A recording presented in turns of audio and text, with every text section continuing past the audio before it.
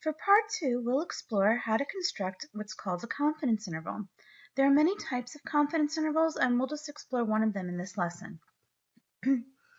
So before we construct a confidence interval, we have to understand what it's doing. And what a confidence interval is that we're going to try to create an interval, what's called an interval estimate, to estimate some kind of population parameter, a population parameter of interest, which we'll call a target parameter. To do this, we need to take sample information to make that estimate. And that sample information, called a sample statistic or a point estimate, is going to be a number from our sample that's going to be used as an estimate of that population parameter of interest, some unknown value. So we're going to take sample information and from that make some kind of estimate of the population information from that and construct an interval around the sample information where we think the true population average or proportion or standard deviation will fall. I know that sounds like a lot, but the idea is that we take some sample information, like in a sample average or sample mean, construct an interval around it, like plus or minus 5, plus or minus 50, whatever, and we are fairly confident that the true population average, mu, would fall in that interval. So in sections 5.2 and 5.3 in your textbook, we'll talk about constructing a confidence interval for the population mean, mu, for either large or small samples. 5.2 deals with small samples, 5.3 deals with large samples. And then we'll in next week's lectures we'll talk about constructing a confidence interval for a proportion or a percentage from the population. We call that parameter p, lowercase p. It's the same p that we dealt with the binomial distribution when we studied that. And our sample estimate, our point estimate, will be p hat, which again we explored before. That's just the number of successes x divided by the sample size, x over n. We could also create a confidence interval for the standard deviation or even for the variance. Population variance is sigma squared. Population standard deviation is sigma. And our point estimate for that is S.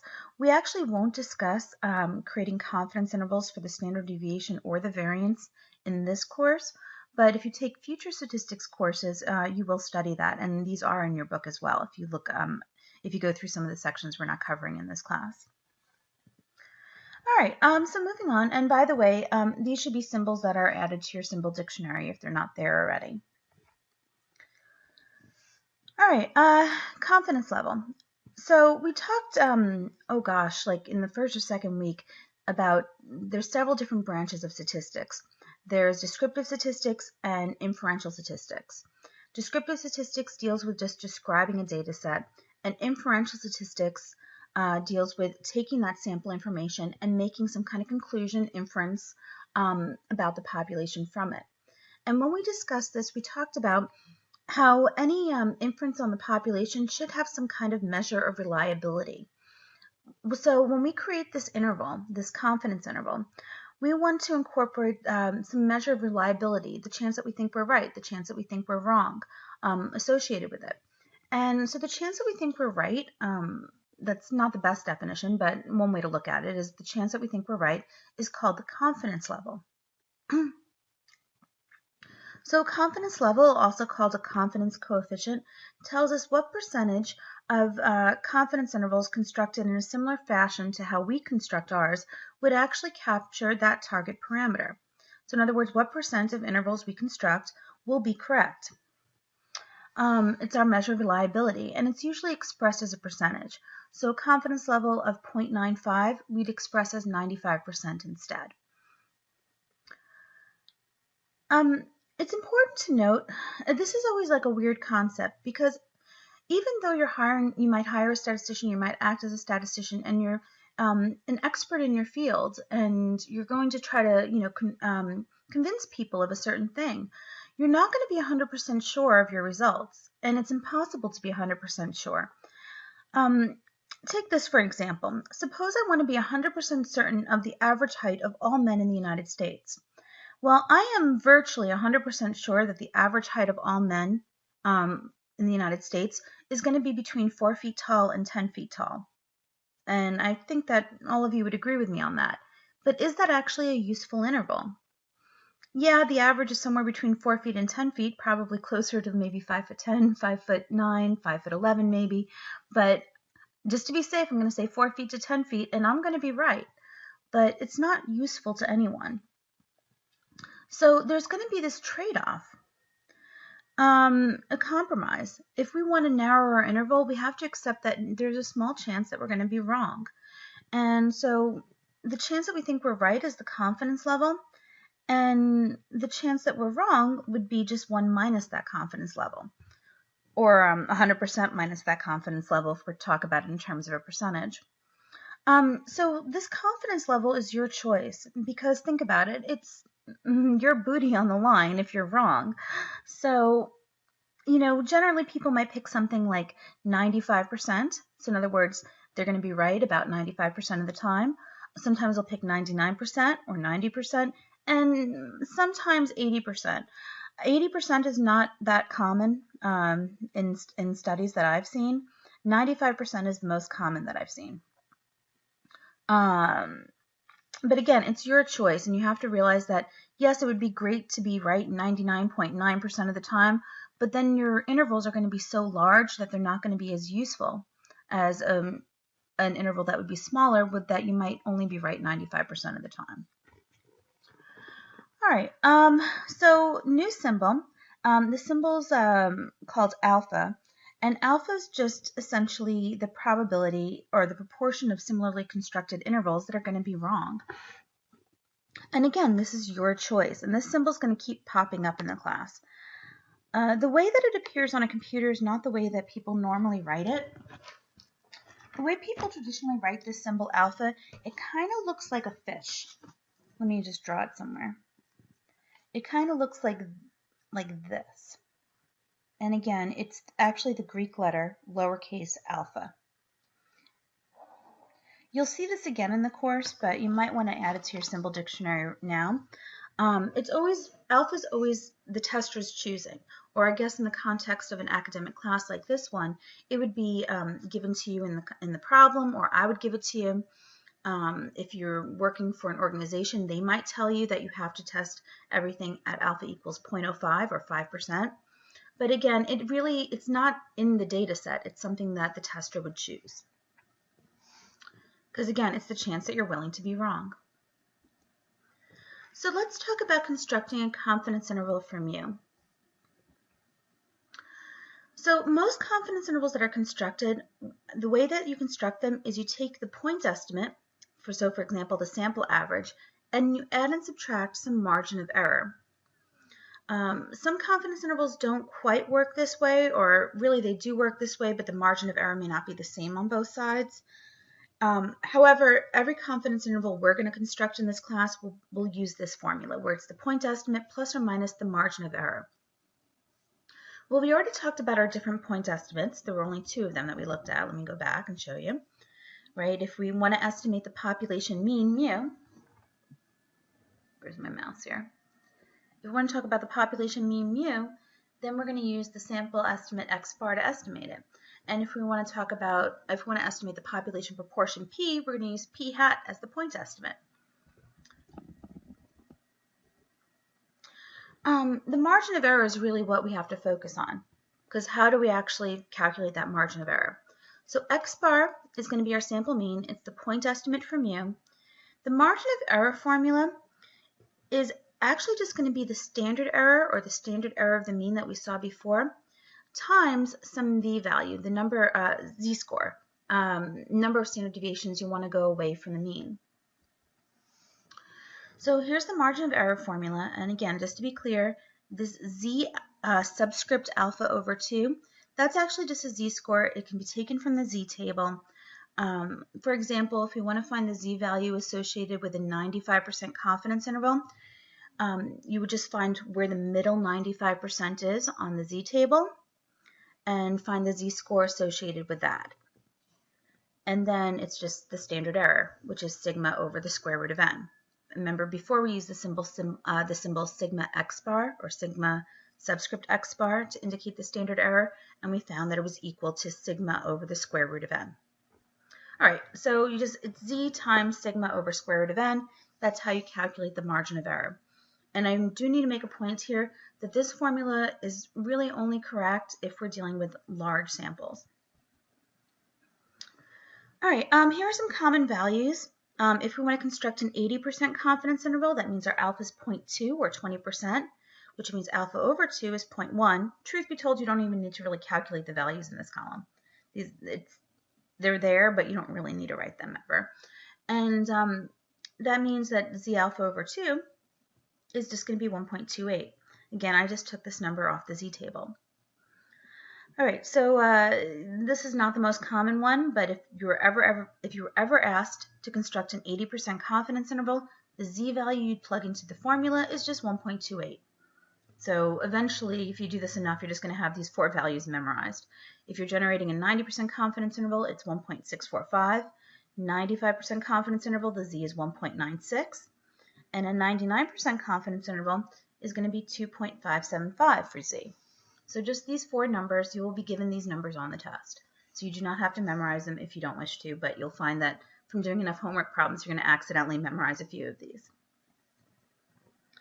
All right, moving on. So if we want to create a confidence interval for mu, and specifically we're going to deal with large samples here, in other words, n greater than or equal to 30, we're going to take the sample average and add and subtract the margin of error. So that's x bar. So that's x bar plus or minus Z times sigma over square root of n. According to order of operations, by the way, this is our margin of error. We have to calculate that first, and then we just take x bar minus that margin of error and x bar plus that margin of error. All right, so the problem with this formula is, again, we don't know mu, but the formula is asking us to find sigma. So think about how unrealistic this is.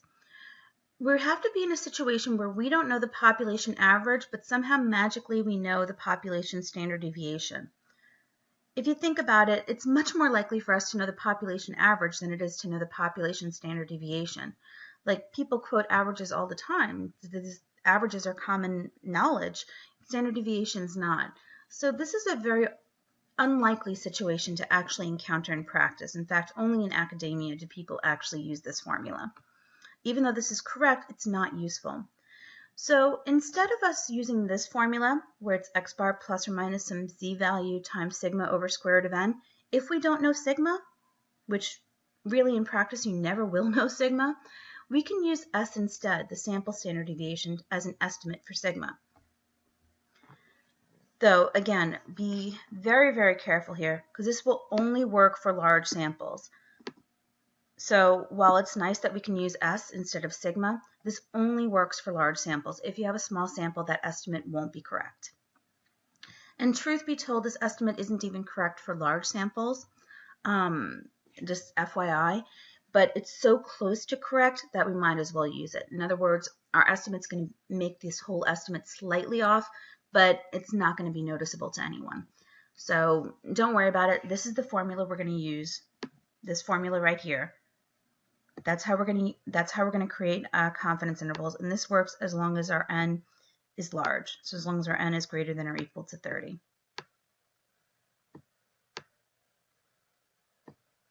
Sorry about that. All right.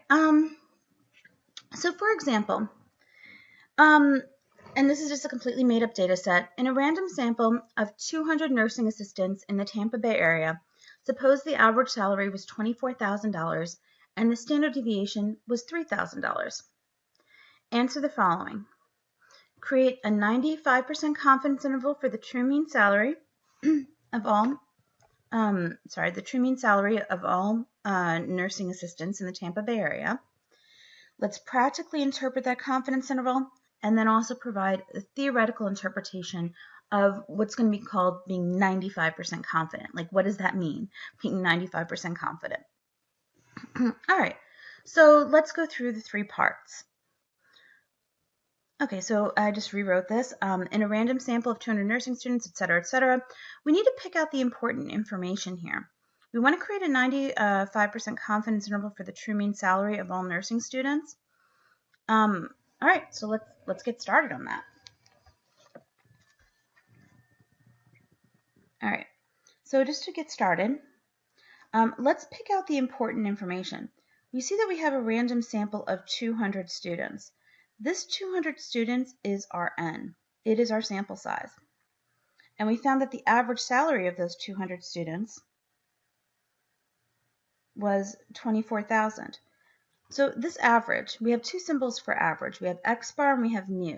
What do you think this 24,000 is?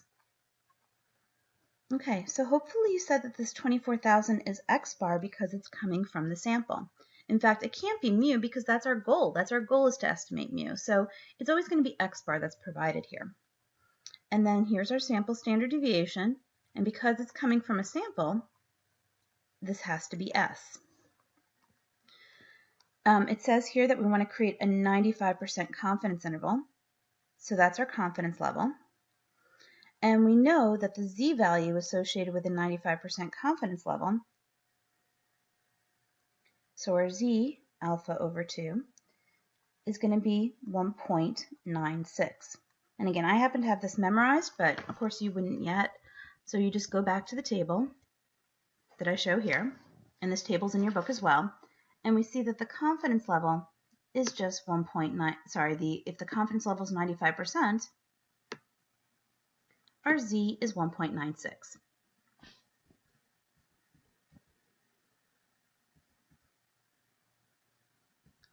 All right, so let's continue. So we have all the information we need. We know N, we know X bar, we know S, and we know our Z. Our formula for creating the confidence interval is going to be X bar plus or minus Z times S over the square root of N. Okay, so let's plug in our numbers. We know X bar is 24,000. We know Z is 1.96. We know S was 3,000. And N was 200. At this point, just make sure you do this correctly in your calculator. We need to do the margin of error first. So it's going to be 1.96 times 3,000 divided by square root 200. All right, so doing that in my calculator, I get 24,000 plus or minus, let's find that margin of error, taking out my calculator, 1.96 times 3,000 divided by square root 200. I get 415.778, etc. All right, being that my original number was rounded to like the nearest dollar, I'm going to do the same thing here. So instead of 415.77, etc., I'm just going to round that to 416. Round the next number up if it rounds up, and down if it rounds down. So the margin of error is 416. So it's going to be 24,000 plus or minus $416. Now this is really our answer. Often though, people don't want to do the mental math in their head, so instead you can write it as an interval. So I'm just going to use what's called interval notation to write this answer. And so it's going to be 24,000 minus 416, which is 23584. And then I'll do 24,000 plus 416, which is 416. Right, so each of these are measured in dollars because we're talking about annual salaries. All right, so this answers the question. We're done with the question, but remember there were two more parts. The next part asked us to practically interpret this interval. And really this is much easier than it seems. You want to state your confidence level, the fact that we're 95% confident, and we're talking about the true mean salary of all nursing assistants. So that's the actual parameter being measured. And then you want to indicate that what your population is, the fact that it's the true mean salary of all nursing students, right? And then just give the numbers. It falls between these numbers. So treat this almost like a fill in the blank is what I'm saying. Okay, so let's see what that looks like. So the way you would interpret is you'd say that you give your confidence level. We are 95% confident, so treat it like a fill in the blank and change this to whatever confidence level you're dealing with. That the true mean, so replace this with whatever you're measuring, and here's our population. You want to state who we actually looked at, and then plug in the numbers. Oops, sorry about that. Now, on a test, I will not ask you to do this practical interpretation. I will ask you to create the confidence interval, but I won't actually ask you to interpret it. However, for your next project, I will ask you to do this interpretation. So make sure you write this down somewhere so you don't struggle too much with trying to interpret these results. And again, when I ask for it on the project, I'm going to be asking for the practical interpretation. Oops. Sorry about that. The practical interpretation of your interval. Okay, well, this is fine and dandy, but if you think about it, we're saying we are 95% confident. And while anybody who's taken a statistics course might understand what you mean, someone who hasn't isn't really going to understand. Think about it. Think about when your friends say, oh, I'm 99% sure, I'm 90% sure. What does that really mean, right? Or you're either sure or you're not. That's what most people think of this as. So we want to explain this to someone who hasn't had statistics before, potentially. Put it in layman's terms. So what we're doing is we're going to try to create what's called a theoretical interpretation of the phrase 95% confident. And again, if I ask for this on a project, this is the exact interpretation I'm looking for. And you can even phrase this generically, not in the words of the problem, and that's okay. In fact, that's even better. So this is what's going on. Remember the sampling distribution of X bar we explored in the last video? So remember the sampling distribution of X bar we explored in that last video? The idea behind that whole sampling distribution of X bar is that we constructed, like, theoretically, millions and billions and really an infinite number of samples from the population. Really, you know, we only constructed one, but our one sample is one out of many samples that could have been constructed. And each of those samples are going to have their own sample average. And each of those sample averages can have their own confidence interval constructed around it. So in those infinite number of samples that could have been constructed, there's an infinite number of confidence intervals that could have been constructed. And when we say we're 95% confident, we're saying that 95% of those similarly constructed confidence intervals that could have been constructed will be correct. So even though our interval is either going to be right or wrong, so it's completely wrong to say that there's a 95% chance our interval's right, because that's not right. Our interval's either right or wrong. But 95% of similar intervals will be right, and 5% will be wrong. And that's what we want to capture with this interpretation. The idea that there is some sample average mu, that's some value. We don't know what that value is. It's a mystery. And when we constructed our confidence interval, maybe our confidence interval looked like this. And if it did look like this, that means our confidence interval captures the true mean. Or maybe it looks like this, which again, it would still capture the true mean, etc., etc., etc. And the idea is that 95% of the intervals we construct will be right, but then there's a 5% chance that our interval looks maybe something like this and it's wrong. We don't know which one our interval is. We know the numbers in our interval, but the problem is we don't know where the true mean is, so we don't know how our interval compares to it, and we don't know if our interval is right or wrong. So the confidence is coming from the procedure, the fact that 95% of the time that we use this formula to construct a confidence interval from a random sample will be correct, which is pretty good if you think about it.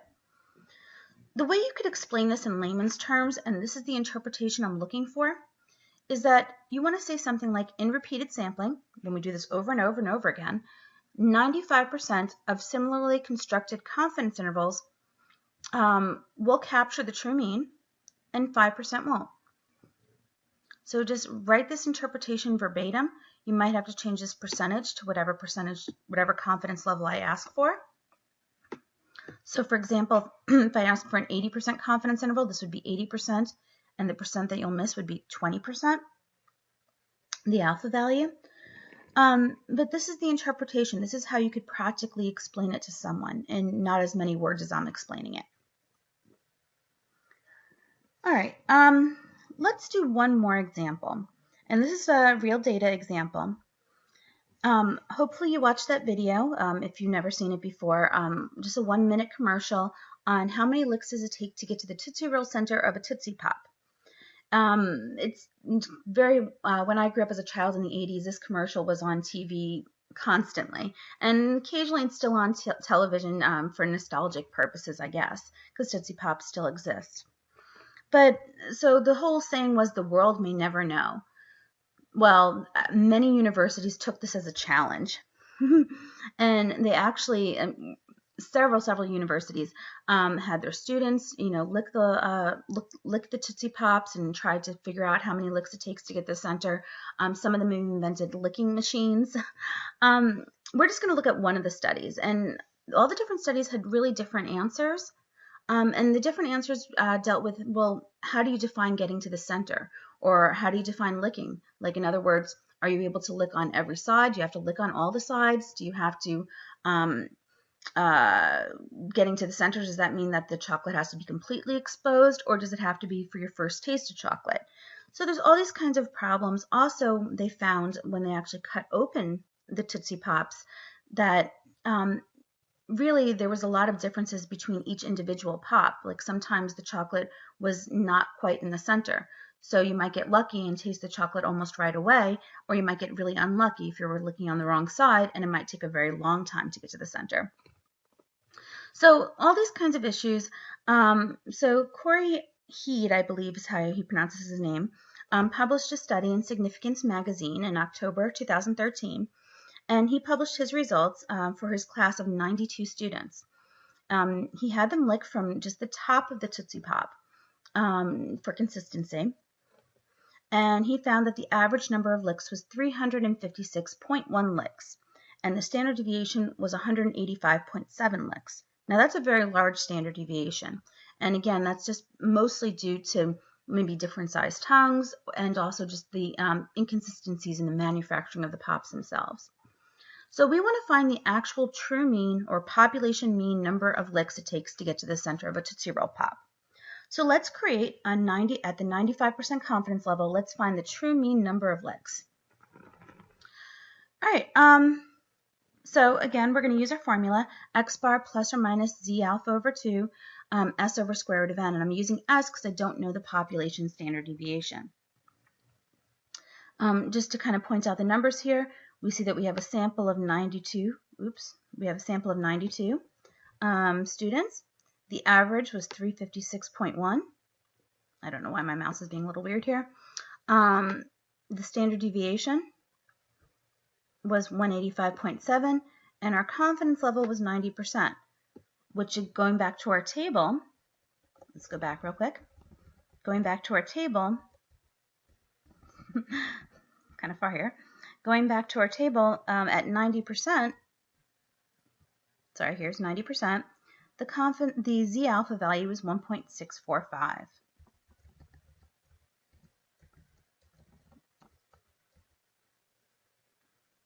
Oops.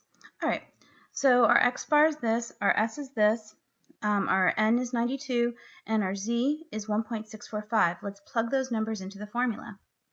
And we get 356.1 times 1.645 times 185.7 over square root of 92. So using my calculator, I find that the margin of error is 31.8. I rounded to 1 decimal place because the average was rounded to 1 decimal place. Again, just try to make a match so you don't have this like false level of precision. So don't do any rounding until you get to the end of the margin of error calculation. So we get 31.8, and then that's added and subtracted from 356.1. So if we want to create an interval, and again, this would the 356.1 plus or minus 31.8 is the correct answer, but instead we can write it as an interval as 324.3 licks to 387.9 licks. So let's practically interpret this interval, and we could say we are 90% confident that the true mean number of licks it takes to get to the center of a Tootsie Roll Pop falls somewhere between 324.3 licks and 387.9 licks.